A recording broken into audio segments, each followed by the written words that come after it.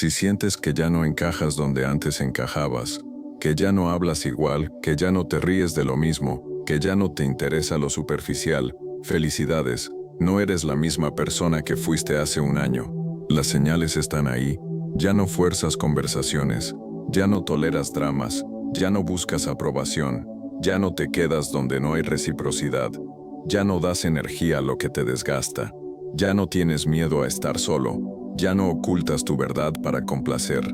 Te volvió más selectivo lo que sufriste, te volvió más fuerte lo que perdiste, te volvió más sabio lo que te dolió, te volvió más real lo que tuviste que soltar. Evolucionaste en silencio, mientras todos pensaban que estabas igual, tú estabas reconstruyéndote. No eres el mismo de antes, y eso es crecimiento.